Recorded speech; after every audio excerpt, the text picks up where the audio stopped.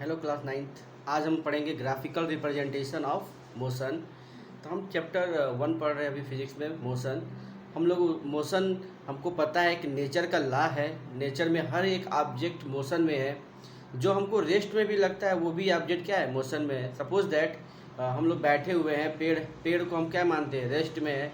लेकिन अगर हम स्पेस में जाएँ तो इस अर्थ हमारा जिस स्पीड से रोटेट या रिवॉल्व कर रहा है, उसी स्पीड से हर एक चीज़ जो अर्थ पे है वो भी रोटेट और रिवॉल्व कर रहा है। यानी everything in this universe are in motion. तो मोशन एक बहुत ही इंपॉर्टेंट नेचर्स लॉ है। और हमको ये भी पता है कि we study nature's law in physics. तो फिजिक्स नेचर का जो भी लॉ है हम फिजिक्स में स्टडी करते हैं, तो मोशन की स्टडी करते हैं। स्टडी करने के लिए कुछ चीज़ें चाहिए, जैसे कि हम उनका ही स्टडी कर सकते हैं जिसको हम मेजर कर सकते हैं, जैसे कि फिजिकल क्वांटिटीज़। तो मोशन से रिलेटेड जो फिजिकल क्वांटिटीज़ है, मोशन को डिस्क्राइब करने वाले जो फिजिकल क्वांटिटीज़ है, उनके बारे में हम पढ़ चुके हैं। Distance, displacement, speed, velocity, acceleration, retardation, ठीक है। इन सब फिजिकल क्वांटिटी के बारे में पढ़ चुके हैं। इनको मेजर करने के लिए जो यूनिट चाहिए उसके बारे में पढ़ चुके हैं। अब हम देखते हैं ग्राफिकल रिप्रेजेंटेशन ऑफ मोशन। अगर हम मोशन को in the form of graph अगर रिप्रेजेंट करना चाहें तो कैसे कर सकते हैं।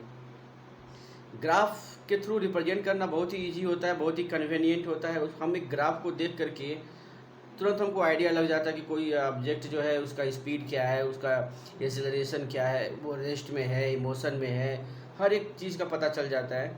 तो हम जब मोशन का ग्राफ एक ड्रा करेंगे तो हमको देख के उसको आइडिया लग जाएगा कि जो ऑब्जेक्ट है, अगर दो ऑब्जेक्ट के मोशन का ग्राफ है तो हम उसको कंपेयर कर सकते हैं आराम से कि किसका स्पीड ज़्यादा है, किसका स्पीड कम है, कौन ज़्यादा डिस्टेंस कवर किया है, कौन कम डिस्टेंस कवर किया है, किसका एक्सेलरेशन ज़्यादा है, किसका एक्सेलरेशन कम है। ये सब चीज़ें हम लोग ग्राफ देख के बता सकते हैं। तो मोशन को रिप्रेजेंट करने वाले जो ग्राफ्स है उसको पढ़ते हैं। तो देखते हैं, सबसे पहले टॉपिक क्या है हमारा, graphical representation of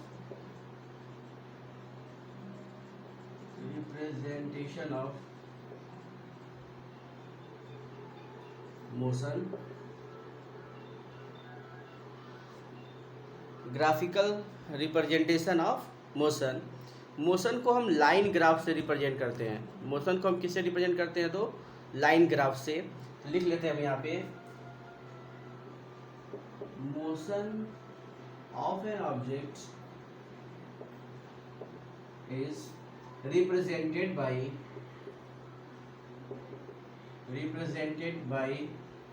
line graph। हम जो ग्राफ खींचते हैं उसके लिए एक ऐसा क्वांटिटी होना चाहिए जो मतलब जैसे टाइम के रिस्पेक्ट में ही हम ग्राफ ड्रा करते हैं। Distance time graph, displacement time graph, speed time graph, velocity time graph. तो हम देखेंगे कि इसमें ग्राफ का नेचर कैसा कैसा आ रहा है, उसके हिसाब से ये कैसा मोशन डिस्क्राइब कर रहा है, इस सब चीज़ को देखते हैं। तो सबसे पहले हम पढ़ेंगे डिस्टेंस टाइम ग्राफ।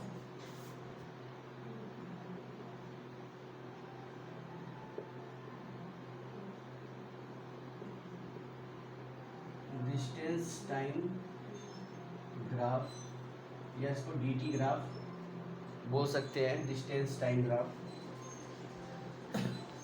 टाइम को हमेशा हम एक्स एक्सिस पे लेते हैं और डिस्टेंस को वाई एक्सिस पे।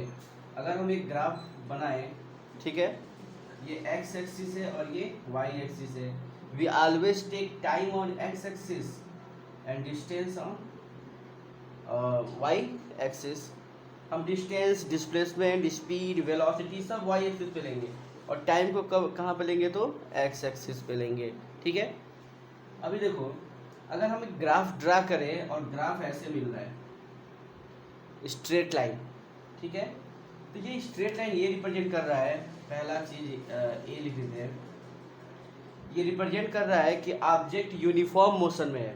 हमको पता है what is the definition of uniform motion. If an object covers equal distance in equal interval of time then its motion is called uniform motion. और जब यूनिफॉर्म मोशन होगा, इक्वल टाइम में equal distance, equal time में equal distance, तभी जाके ये straight line मिलेगा, ठीक है। तो स्ट्रेट लाइन क्या रिप्रेजेंट कर रहा है यहाँ पे, यूनिफॉर्म मोशन, ठीक है, यूनिफॉर्म मोशन रिप्रेजेंट कर रहा है, ठीक है। अगर हमको ग्राफ ऐसे मिलता, अगर हमको डिस्टेंस टाइम ग्राफ ऐसे मिलता, ये टाइम और ये डिस्टेंस, ठीक है, ऐसे, तो ये क्या रिप्रेजेंट कर रहा है कि टाइम के रिस्पेक्ट में जो है डिस्टेंस जो है वो नॉन यूनिफॉर्मली जो है इंक्रीज हो रहा है, स्पीड जो है नॉन यूनिफॉर्मली क्या हो रहा है, इंक्रीज हो रहा है। तो ये रिप्रेजेंट कर रहा है non uniform motion,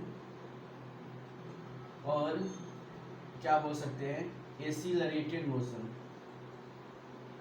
accelerated motion, ठीक है। अगर हमको ग्राफ ऐसे मिलता, इसको नोट कर लेना, अगर डिस्टेंस टाइम ग्राफ खींचते और ग्राफ हमको ऐसे मिलता, यानी कि टाइम एक्सिस के पैरेलल अगर ग्राफ लाइन मिलता, तो ये क्या रिप्रेजेंट कर रहा है, टाइम बढ़ता जा रहा है, यहाँ पे 5 सेकेंड, यहाँ पे 10 सेकेंड मान लेते हैं, यहाँ पे 15 सेकेंड, और बार बार डिस्टेंस वही है, मान लेते हैं 10 मीटर। तो टाइम बढ़ता जा रहा है, ये वहीं पर है, टाइम बढ़ता जा रहा है और ये 10 मीटर पे ही दिखा रहा है लाइन। इसका मतलब है कि क्या कहा जाता है, ऑब्जेक्ट रेस्ट में है, तभी तो वो जो इसका जो पोजीशन है वो चेंज ही नहीं हो रहा है, यहीं के यहीं पे रह जा रहा है, ठीक है। यानी कि ऑब्जेक्ट, ये ग्राफ ऐसा ग्राफ मिले तो क्या दिखाता है, ऑब्जेक्ट इज इन रेस्ट, ठीक है। तो ये 3 तरह के ग्राफ डिस्टेंस टाइम से होंगे, इसको नोट कर लेना। ऑब्जेक्ट इसमें क्या है, रेस्ट में है, स्पीड क्या हो गई 0।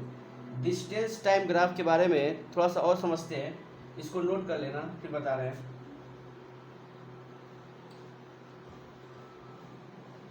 समझना, कोई भी ग्राफ हो, ये ग्राफ लाइन जो है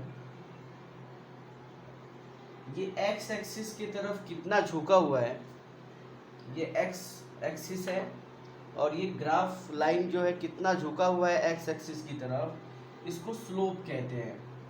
स्लोप क्या होता है, the inclination of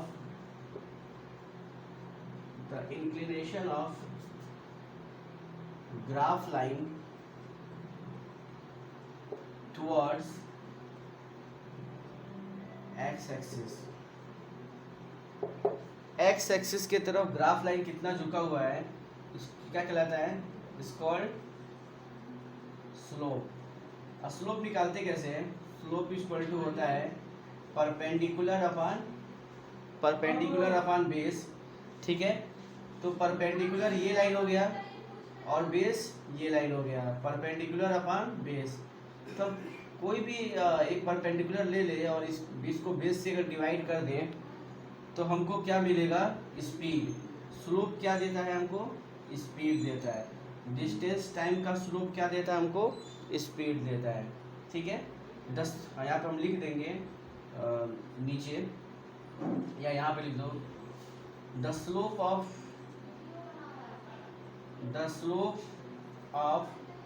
distance time graph give speed. Distance time graph का जो स्लोप है वो क्या देता है हमको, स्पीड देता है, ठीक है। तो स्पीड इक्वल टू हो जाएगा परपेंडिकुलर अपॉन बेस। ये परपेंडिकुलर मान रहे हैं तो ये बेस ले लेंगे यहाँ तक, अगर इसको परपेंडिकुलर मान रहे हैं तो यहाँ तक क्या हो जाएगा, बेस हो जाएगा, ठीक है। तो इसको नोट कर लेना डिस्टेंस टाइम के बारे में।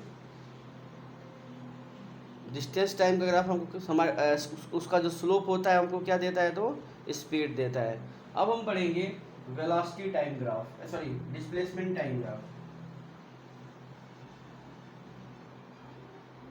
सेकेंड बी वाला लिखते हैं, डिस्प्लेसमेंट टाइम ग्राफ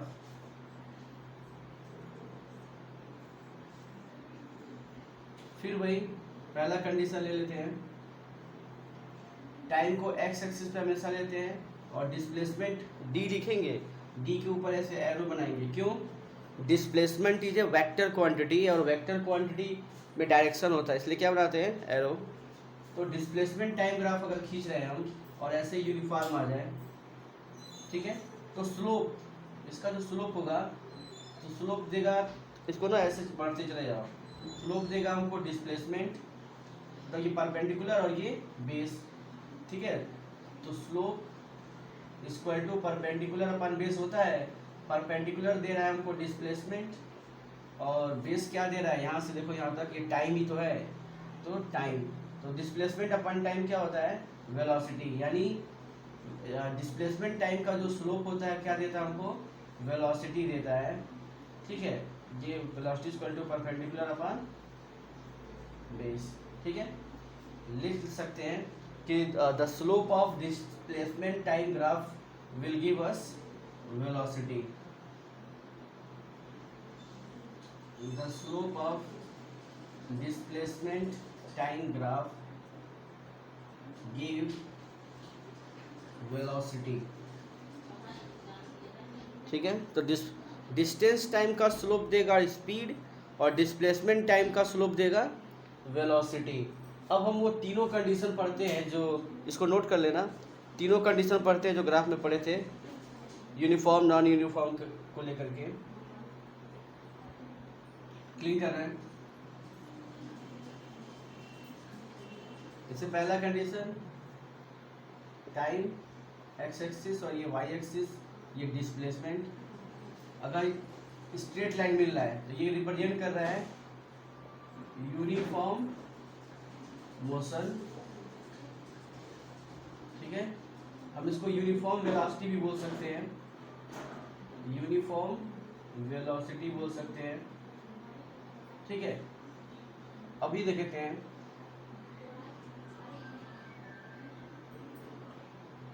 बी, देखते हैं अगर ग्राफ लाइन ऐसे मिल रहा है, टाइम है एक्स एक्सिस है, ये वाई एक्सिस है, तो ये क्या शो कर रहा है? Non uniform motion,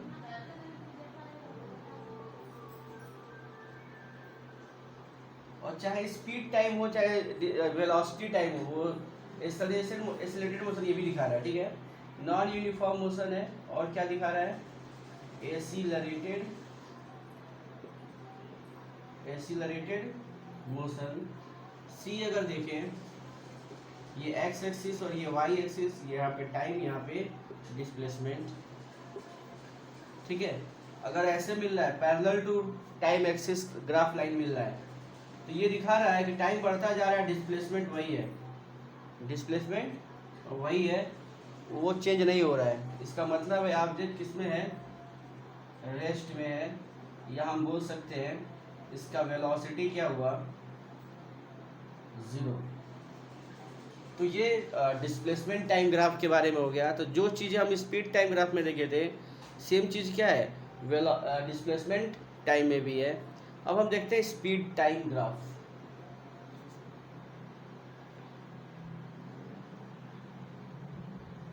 video pause करके नोट कर लिया करना। अब हम पढ़ेंगे C condition, speed time graph.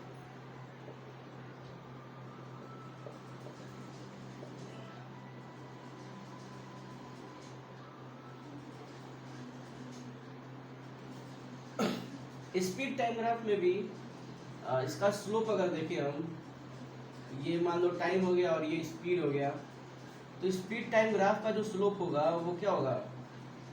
Perpendicular upon base, यानी कि परपेंडिकुलर है वेलोसिटी और बेस क्या है? Time. Speed upon time, velocity बोल रहे थे, स्पीड अपॉन टाइम क्या होता है? स्पीड, यानी कि the slope of speed time graph give us speed, ठीक है। स्लोप ऑफ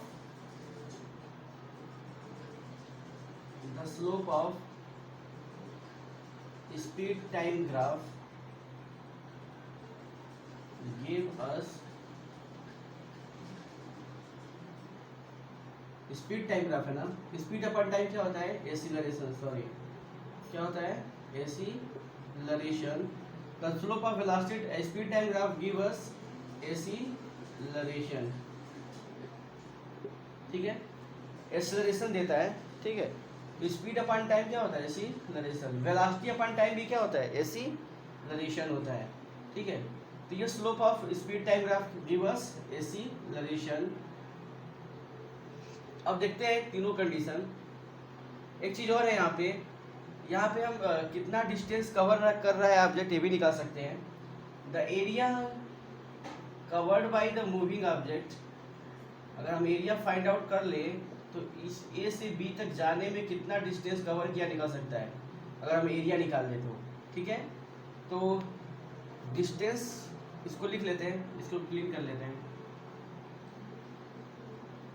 नोट कर लेना जो लिखे थे। अब है the distance covered by moving object is equal to area covered by moving object, area covered by moving object. ये कौन सा एरिया है, राइट एंगल ट्राइंगल है, राइट एंगल ट्राइंगल है, तो क्या होगा, हाफ इंटू बेस ए और कुछ लिख लेते हैं सी, बेस यानी कि A C into half into base into perpendicular यानी कि B C, half into base into height. हम इससे निकालेंगे तो हमको कितना डिस्टेंस ट्रेवल हुआ ये मिल जाएगा, ठीक है। इससे क्या मिल जाएगा हमको, डिस्टेंस, ठीक है। तो ये स्पीड टाइम ग्राफ हमको इसका जो एरिया कवर्ड है वो डिस्टेंस देता है और स्लोप क्या देता है हमको, acceleration. The slope of speed time graph give us the value of acceleration and the area covered by the moving object, या area covered by the moving object give us the value of distance, ठीक है। अब हम लोग पढ़ेंगे conditions, इसमें क्या क्या है।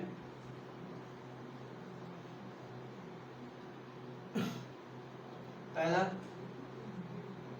अगर स्पीड टाइम ग्राफ ऐसे आ रहा है, ये एक्स एक्सिस और ये वाई एक्सिस, ये क्या दिखा रहा है, यूनिफॉर्म एक्सीलरेशन,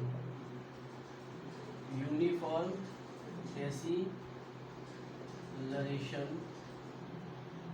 और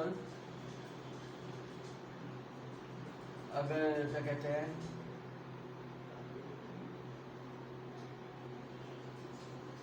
ये एक्स एक्सिस और ये वाई एक्सिस अगर ऐसे मिल रहा है तो ये क्या दिखा रहा है, नॉन यूनिफॉर्म एक्सीलरेशन। सी अगर देखें, अगर ये ऐसे आ रहा है graph, speed time graph parallel to X axis, तो देखो टाइम बढ़ता जा रहा है, वेलोसिटी वही है, टाइम बढ़ता जा रहा है, वेलोसिटी वही है। मान लेते हैं 60 के स्पीड से चल रहा है, तो ये लाइन रिप्रेजेंट कर रहा है, यहाँ पे 60 अगर वैल्यू लिख दें, हर जगह 60 है केवल, मतलब टाइम बढ़ता जा रहा है, स्पीड उसका मेंटेन रखा है 60, ठीक है। सोचो एक्सेलरेशन निकालते हैं हम, final velocity minus initial velocity upon time. Final velocity भी वही जो इनिशियल वेलोसिटी है, तो दोनों माइनस होगा तो जीरो, अपॉन टी यानी कि जीरो। एक्सेलरेशन क्या हो गया, zero.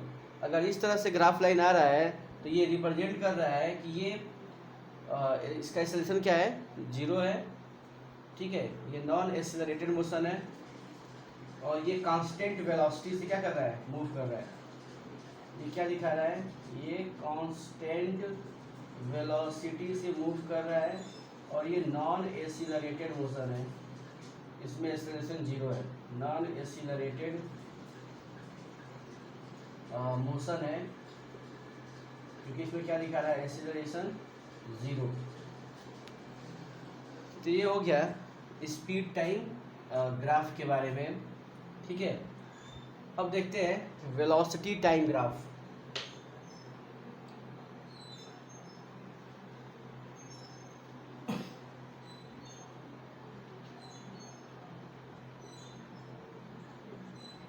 Velocity time graph. Velocity time graph हमको अगर देखना है, पहले स्लोप देखते हैं। ये टाइम हो गया एक्स एक्सिस पे, ये वाई एक्सिस पे हो गया वेलोसिटी। वी लिखेंगे लेकिन ऊपर क्या बनाएंगे, एरो, क्योंकि वेलोसिटी क्या है, एक वेक्टर क्वांटिटी है। अभी क्या है, ये जो ग्राफ लाइन है इसका जो स्लोप होगा, स्लोप यानी कि परपेंडिकुलर अपॉन बेस, ये कितना झुका हुआ है एक्स एक्सिस की तरफ, वही होता है। तो स्लोप इक्वल टू हो जाएगा परपेंडिकुलर अपॉन बेस। इसका स्लोप हमको देता है वेलोसिटी, सॉरी एक्सीलरेशन, चाहे स्पीड टाइम ग्राफ का मतलब ग्राफ हो या फिर वेलोसिटी टाइम ग्राफ हो, ये क्या देता है, एक्सीलरेशन देता है। परपेंडिकुलर मतलब वेलोसिटी और बेस का मतलब टाइम, यानी एक्सीलरेशन क्या हो गया, वेलोसिटी अपॉन टाइम, यानी कि द स्लोप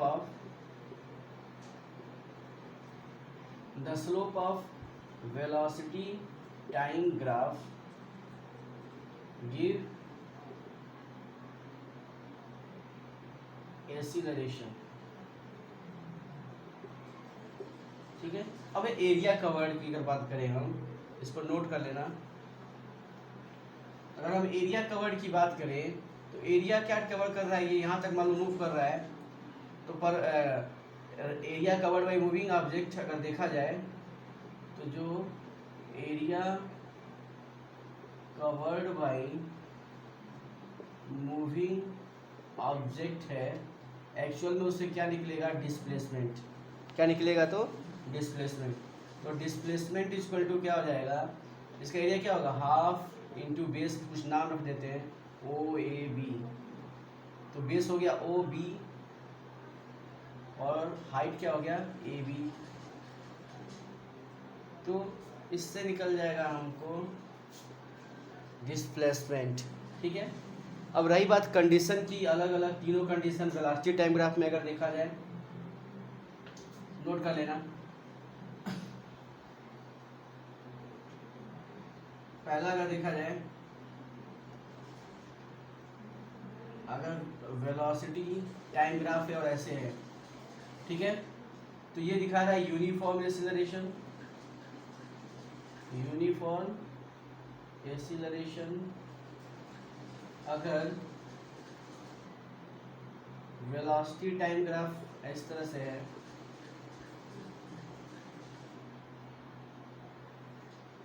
तो ये क्या दिखा रहा है, नॉन यूनिफॉर्म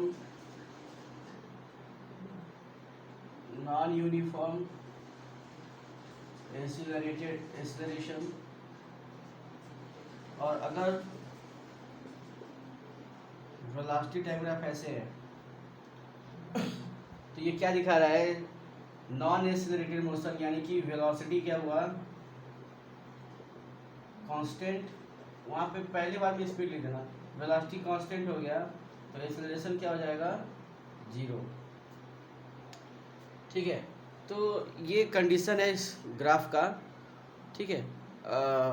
इसको पढ़ना, बार बार रिपीट करके वीडियो देखना, इसको समझना। ठीक है। तो अभी क्लास एंड करते हैं। ठीक है। अगर कुछ भी डाउट हो तो तुम क्या कहते हैं कमेंट सेक्शन में लिख सकते हो, या फिर व्हाट्सएप ग्रुप में जो मैसेज है उसमें कर सकते हो, जैसे भी चाहो तुम फिर से पूछ सकते हो इसके बारे में। ठीक है। तब तक के लिए वीडियो को एंड करते हैं। ठीक है। Bye bye.